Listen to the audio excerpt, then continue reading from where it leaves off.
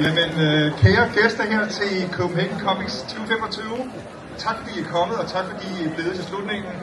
Jeg tror ikke, aftens hovednavn, Don Rosa, fortæller en stor introduktion. I'll do it in English, don't worry. I'll do it for English right now. We have on the stage Don Rosa. This is the man.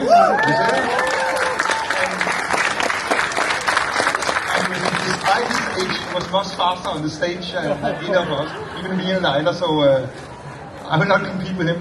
We got Nyla here, and Nyla is the head of the Dansk Journalistforening, which I don't think they need a further introduction. And Nyla will do the interview with Don, and there will be some opportunities to ask some questions later in the session. We expect to end about 4:45-ish, depending on the questions. So, Nyla, the floor is yours. Thank you very much. So, I know you have been at work all day, but I hope you are fresh to answer some questions. I can answer questions, yes. Perfectly. I don't make speeches, but I can answer questions. That makes it easy for me then. All right. Perfect. Well, the first question is, I know that you actually don't like to draw. So why did you start doing that? As a child, it's a form of entertainment. I loved comic books. Even more, I loved old movies I'd see on TV.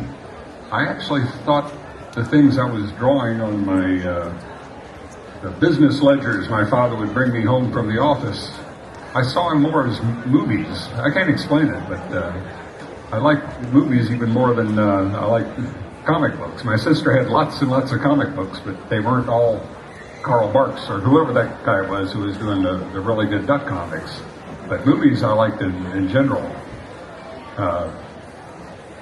But to tell a story, besides writing it, I had to draw it. Well, of course I didn't write it. I made it up as I went along. So, but no, I never enjoyed. Drawing was a way to fill spare time. That's one reason I draw with so much detail. I learned to draw. Well, and some people say my art is a lot like Robert Crumb, or underground artist. And that's because Robert Crumb, when he was growing up, did just like I did. He drew for fun and filled the spare time. So the more detail I put in it, the more spare time it would fill up. So I learned to draw as slow as possible, just to entertain myself. Nobody ever saw what I did. But, and I thought comics were all written and drawn by single individuals. I didn't know there was 99% of the time, or 99.9% of the time, there was a writer and an artist. I thought it had to be the same person. So, but the drawing was that was labor. Writing was cerebral. That was mental. So it was the drawing was even when I was doing it supposedly professionally. The drawing wasn't any fun because it was tedious and I didn't think I did it very well. I did it entertainingly, but art directors never liked what I did. But so I guess that's why. It was the only way I had to tell the story to myself.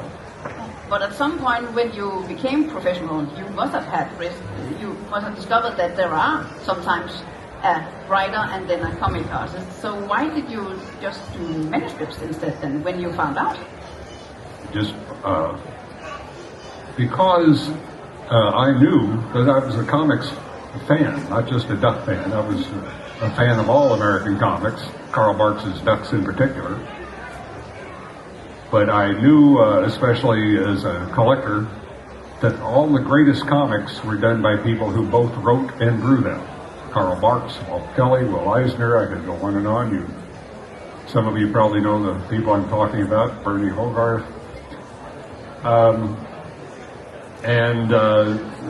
Like I say that the way I draw, I know is, I see it as fan art. You see, when I turned professional, I always thought I was just a fan artist who got paid. But I knew that all of the best comics were done by people who both wrote and drew them. So I didn't think I drew that well on a professional basis, and I knew my stories sort of a little overly complicated and based too much on fact. But the fact that I both wrote and drew what I did, I felt rather godlike compared to all the people that simply wrote it or simply drew it. So I sort of enjoyed that. It was very slow. That's why I could never make any money at it. But I always want to point out Egmont paid excellently, but only for people who had learned and trained themselves to work swiftly and efficiently with the fewest possible details to still tell the story. And I only learned how to do it with the most possible details to tell 4 or 5 stories at once. So no money really for you. No, I was too slow. Yeah. But since the story is the main thing for you, is there a plot line that you are particularly fond of your own? Is there something in your plot lines you like the best? Once more, is there... Which story plot line do you like the best of your own? Story? Yeah. Do you, are there any of them where you think, oh, here is a real something genius? Well, people ask me this all the time. What's your favorite story? And I say, well, generally, the Scrooge stories, it would have to have something to do with Glittering Goldie or The Life of Scrooge or the Yukon. Yeah. Or I also enjoyed the ones where I teamed Scrooge McDuck up with Teddy Roosevelt, one of our greatest presidents and a personal hero of mine, and a Republican. It defies logic. He's a Republican from the old days, Yes. right? Yeah. But specifically, the last story I did, I don't know what it was, well, you probably know what it was called. My title was The Prisoner of White Agony Creek, which was about the character Glittering Goldie and Scrooge McDuck, and according to the Barks story where he introduced Glittering Goldie, and he kidnapped Glittering Goldie for a month to his property or his claim on White Agony Creek. I realized I could tell. I never wanted to do a new story about Goldie and Scrooge interacting, because that was Barks did those, and I didn't want to. I'd do stories where they saw each other from across the street. But then I realized I could do the story of the month on White Agony Creek. And that was in 2007, and then I had lots of reasons to quit at that point. This Disney comic system had just about totally destroyed my interest in telling stories. But I did that one story, The Prisoner of White Agony Creek, and I liked it so much that I knew I'd never create another story that I'd like more, so I quit. There were other reasons, but that was a big reason. I knew I'd hit the top of my farm, and I figured I have to quit sometime, so I might as well quit then. And then I was having eye trouble, and like I say, I never had the passion to tell stories anymore at that point. They'd taken it out of me, the system. So at that point, I decided it was time to quit, and I trademarked my name. Because one of the main reasons I quit was that I never had any control over what editors and colorists and translators did to my work, which really annoyed me, because I put every ounce of my effort and love into that. So I trademarked my name so they could never again use my stories, because they belong to Disney. Disney never had any input or contribution to it, but it belonged to them. But I wanted to have control over how the work was presented, as far as the coloring and the lettering and the sound effects and just everything. So from then on, the publishers, if they wanted to use my name on the cover or anywhere in promotional, they had to deal with me, and they had to have it colored and lettered and et cetera, exactly the way I wanted it, or they couldn't use my name.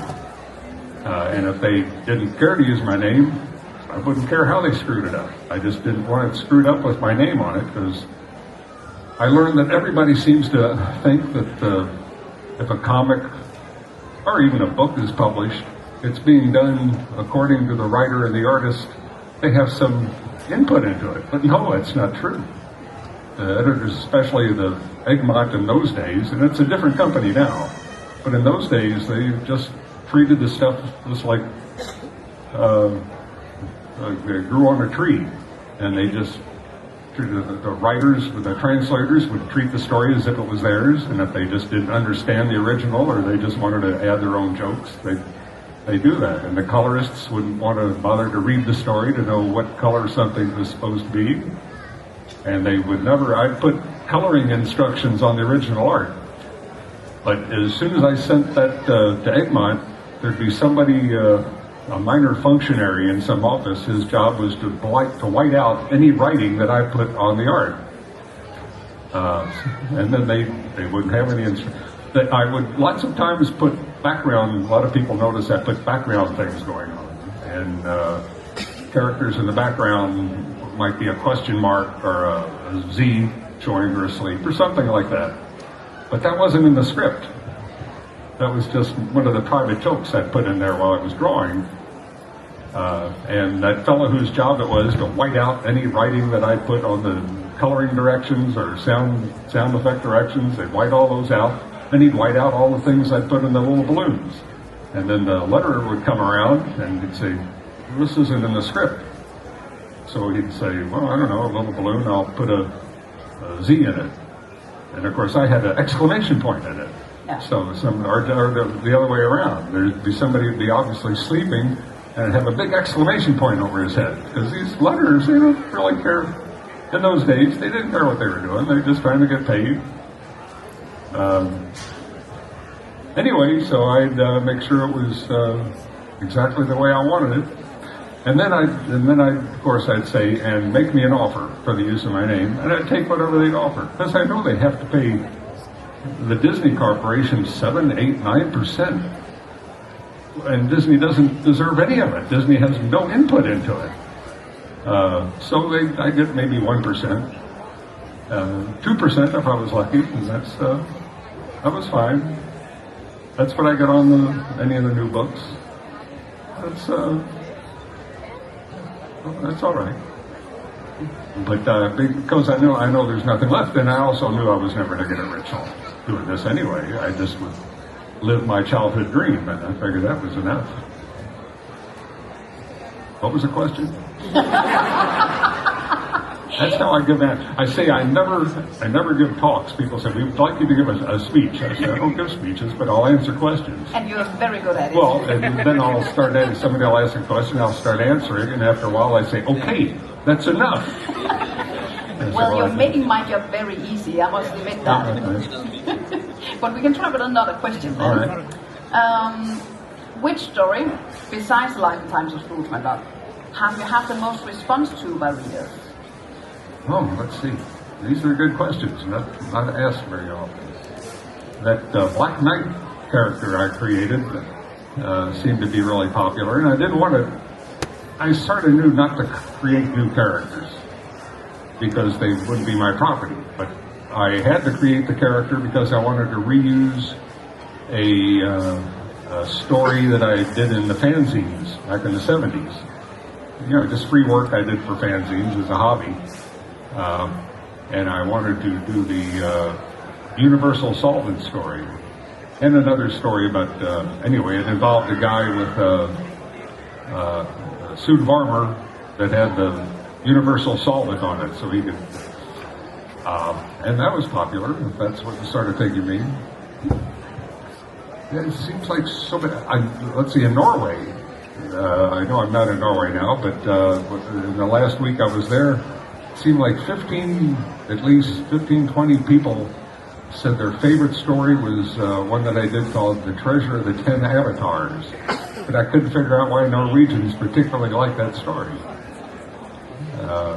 So it all depends on different people like different stories. Some of the people say they like this particular 10-page gag story, and I think, I thought that was awful. Well, The Life of Scrooge. They gave me that job, Egmont gave me that job, and I knew I wanted to tell the story of Karl Barks's Scrooge McDuck and bypass all of the other extraneous stories about Scrooge's past that other writers had done over the decades. And that's the only reason it appealed to me. I wanted to just solidify all of the Marxian facts into one narrative so nobody could go off in strange tangents again. But I knew it was going to be boring because it was like a personal fanboy project. And I had 15 pages to tell whole decades-long events in his life. And I knew nobody'd like that except some Marx fans. But even Americans who had never won an Eisner Award, Americans who didn't even remember these comics ever existed because they stopped being published in America 50 years ago. They tried reading it just because it won an Eisner Award, and people liked it. So it just takes getting somebody's attention, I guess. It is. But I never know what. Every story I did, I remember one person would say it was the greatest story I'd ever created, or anybody had ever created, and somebody else would say it was the worst story anybody had ever, and everybody else would be spread in between. So I learned early on to just trust my own judgment and just tell stories that I wanted to tell, because nobody's going to like everything, and nobody's going to dislike everything. So I always just told stories to suit myself. I figured that was the smartest way to go. Exactly. In another line of questions, you have traveled the world as a huge comic guy here in Europe, at Europe least. and South America. Yeah. And you have been a member of the comics community long before also. Oh, yes. So you have... Late 60s. Yeah. So you must have experienced a lot of things, met a lot of interesting people, had a lot of great moments. But can you narrow down maybe just one or few moments that has really made a mark on you? What is your fondest memory? Well, that's the reason I do these. It's not the people I've met, and I've met going to comic conventions, even in America. Well, especially in America, where some of the other guests, TV and people, are some of my greatest idols of television from the '60s, or people like I get to meet the EC, all the EC people. I was a huge EC fan. I won't bother to explain what EC is, but you should know. And I eventually would meet them, and that would be fantastic. And some of them, like Sergio Aragonis, who is popular here in Europe, who visits. For years, he's treated me like, because he's a big Duck fan, a big Marx fan, and he treats me like his equal. And I grew up reading Sergio. So things like that are wonderful. Or being at conventions like in one in Spain and I think one in Portugal, where the guests of the convention were invited to have a private banquet with the mayor. And it was just like in a movie. We're in the presidential type palace, the mayoral palace, which is some palace from ancient times.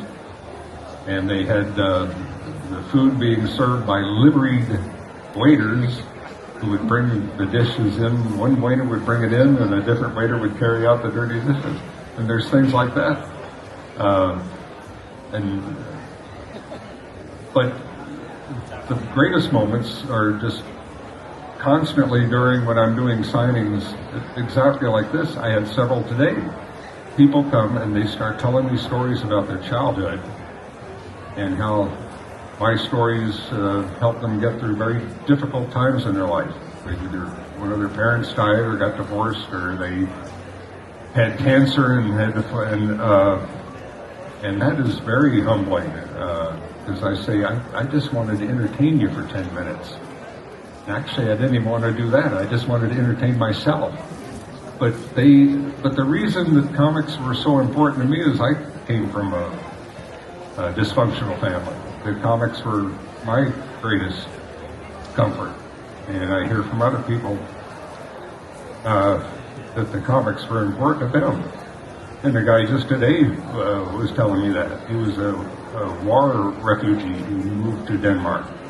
And that his only joy was telling me how important my story. He'd go to the library every day and read my stories. And he started crying telling me, and I said, "You got to stop crying because you're going to make me cry too." And I'm getting choked up now. So those are the moments that are the most magnificent. And I could never remember all of them, but that's why I will sit for 10 hours nonstop signing books for fans, because I so deeply appreciate what they tell me, and I worked this thankless job and low-paying job for an extra 20 years because of the appreciation of the Europeans. I never knew that there were Barks fans left in the world when I did that first story in 1987. That was a complete epiphany to me, right? And then find out that within months I'm the most popular writer and artist. When I went to work for Egmont in 1991, simply because they could see that I liked what I was doing. I was doing it for fun. I always explain it, the readers would look and say, and think to themselves, for somebody to obviously put so much work into such bad art, he must be having a good time. And they could enjoy it because it looked like fan art. And they could see I was having fun. So those are the sorts of most special moments. Hundreds and hundreds and hundreds of them. I can't remember individually, and some of the mail I get is just really heartwarming and heartrending, and this makes me feel really nice.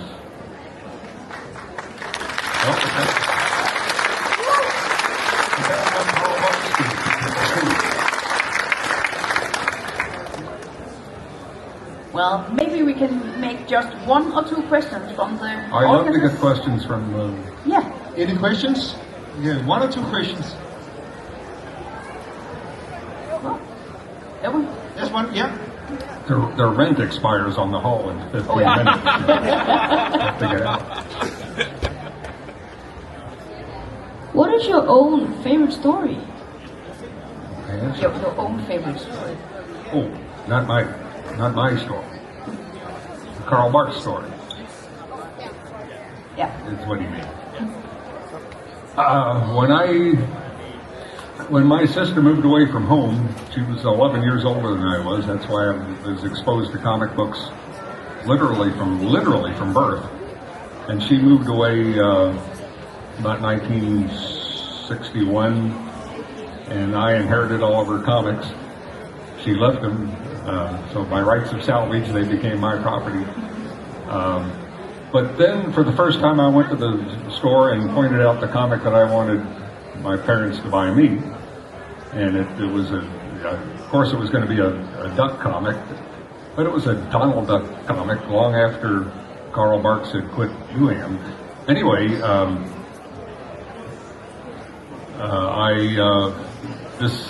I figured I'd outgrown these duck comics because I read this comic and it wasn't any good at all. So I must have outgrown them. So I started looking at the Superman comics. And those were lovely in the late 50s and early 60s. They had all the silly Lois Lane comics and Jimmy Olsen comics. It had nothing to do with violence. It was all what if. What if Superman turned into a giant ant or crazy stuff like that. Or if Jimmy Olsen grew 8 arms. But so I slowly got rid of all my sister's comics and traded them in 2-for-1 at the used paperback bookstore. We didn't have comic shops. We had used paperback bookstores that would have comics sitting on a big table in the middle of the room. You get them for 2 cents each, or you could trade in 2 old comics for 1 other old comic. So I traded all her comics in, and then but there were 2 that I couldn't get rid of because they were too wonderful. So I just hid them in a drawer because I knew this must be childish stuff so I didn't want anybody to know I was saving these talking duck comics. And one was the Golden Helmet, Karl Barks' classic Donald Duck adventure, I think his best Donald Duck adventure. But another one was, I didn't know it at the time because I didn't pay any attention to numbers on the issues. I didn't even know there was a place in the issue as a date and a number. but it was the first issue of the American Uncle Scrooge comic. The big Donaldists in the audience will know that Barks created Scrooge as a background character. Wasn't particularly wealthy, he was just cheap. And then he used him 5 more times until the editors said, you know, this is an interesting character and we're going to give him his own quarterly comic for you to, and that'll be your main job, is writing and drawing adventure stories about Uncle Scrooge. So, and the other comic I kept was the first issue of Uncle Scrooge.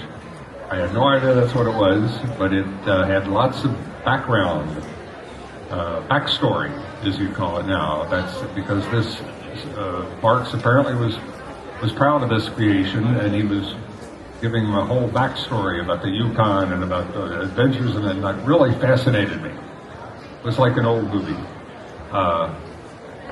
And it also had, at the ending, after the action sequence and everything, it started out with the backstory of Scrooge, and then there was a nice action.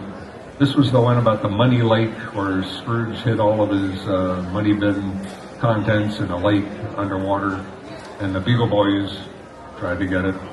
But then at the end, there's 2 or 3 pages of just where Donald is telling Scrooge that no matter, despite all his money, he's only a poor old man. That was the story, the title of the story, Only a Poor Old Man. Not duck, because Barks's characters were people. I always saw them as people when I was growing up. But this was very adult emotions in it. And this really appealed to me. This was like an old movie. And I kept that one. So I think that's my favorite Carl Barks story. And the first 4 or 5 issues of Uncle Scrooge comics, the title, were done on that level. He was doing more for an adult audience, like I did. I was working for an adult audience. I didn't care if kids read it. If they wanted to, that's okay. But I was working for another Barks fan like myself. But that was my favorite story. Still is my favorite Uncle Scrooge story. Those 2, the Golden Helmet. Oh, but the editors, after about 4 issues, told him that the emotions and plot lines are a little too adult. And I was reading a book just this last year, written by Michael Barrier, that he talks about. He was sorry. He thought he liked the stories, but they made him kind of dumb it down. And in those days, the publishers of comic books in America were really scared about the notoriety they were getting. So even Dell Comics, which are the best comics ever made, they were all the best drawn and the most sophisticated.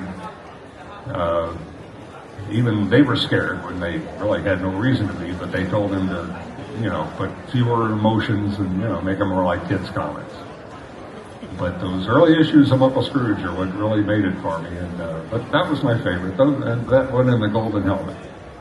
But then I like lots of other comics, DC comics, and like I say, I've got one of the biggest collections of comics in America. And I tell people that, all the Disney comics. No, all the comics.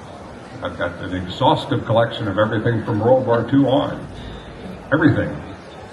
Virtually, except romance comics, those are for girls.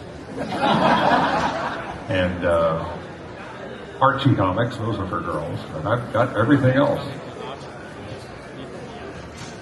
So that's enough. If we're going to get any more questions, but that's my time's up. Last question. And very last question. Make it good. Okay.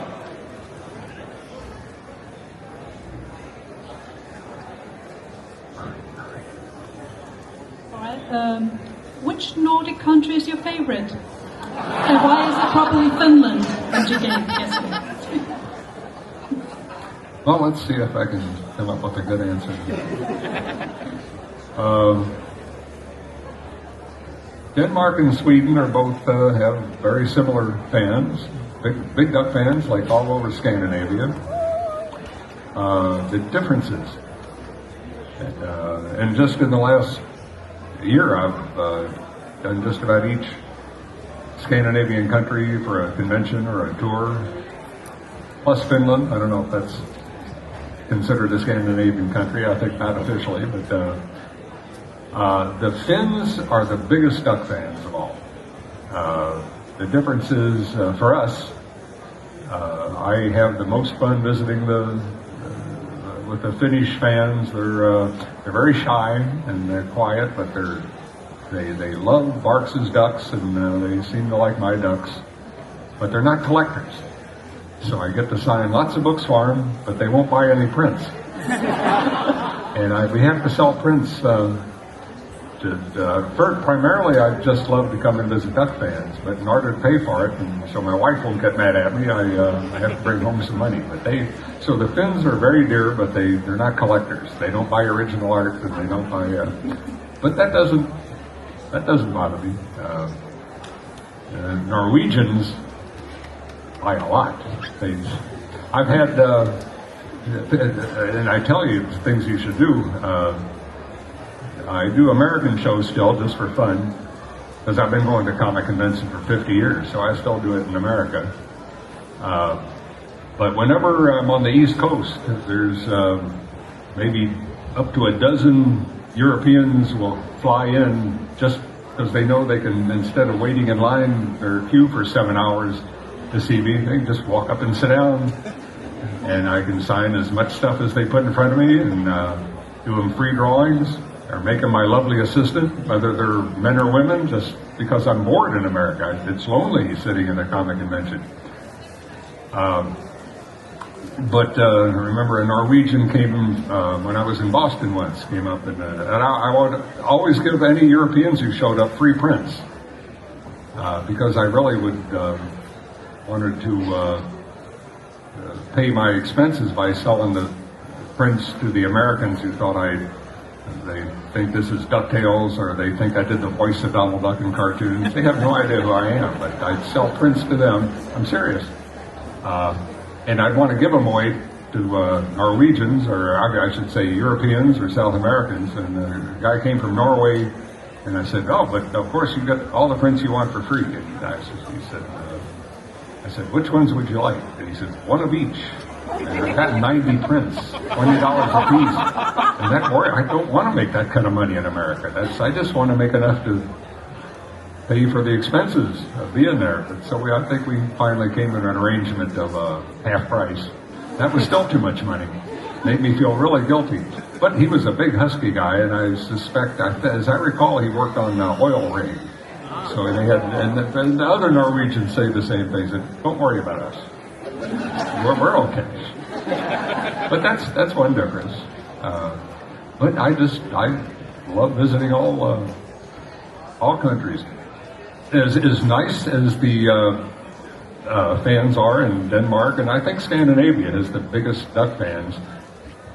But then there's countries where I've become popular in just like the last 10 or 15 years, like France and Italy. Now we're talking about very, very emotional people, and that's even more fun.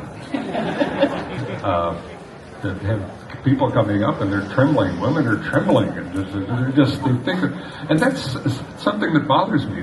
They have this idea of celebrity, and that I've learned that's all in people's minds. And I tell them that they're so trembling just to meet me, and I say, just relax. I mean, how could I be a celebrity in Europe and I'm nobody in America? It doesn't make sense. It's all in your head. And I remember times when women I was trying to make them relax, and I'm just holding their hand, and I kiss their hand so they just relax, and they're gone, faint dead away. I remember in France once a big tall guy he was the next in line, and his wife was talking to him, and I was talking and dealing with one guy. I look up, and she's looking up at him, and he's crying, and he's just relax. This is so surreal. But it's fun to meet these very emotional fans. I guess you can appreciate that. I know that the Scandinavians are the bigger duck fans, but these are very emotional people. That's fine. It's all surreal. That's why I can't take it seriously. Well, I do take it seriously, but I can only take it for about 2 or 3 weeks at the most, and then I have to go back home and see. Well, that was surreal. Going back to being pretty much nobody. Yes, exactly. My neighbors have no idea who I am.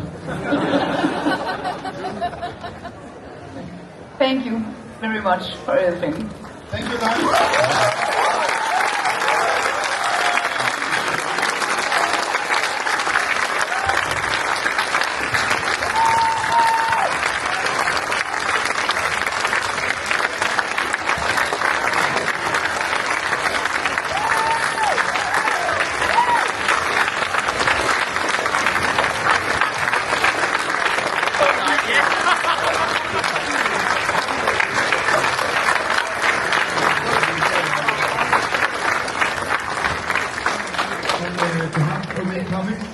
All your fans, thanks a lot for coming here. Hope to see you back in Denmark soon. It's been great. And thanks to Leila for making a great moderator tonight.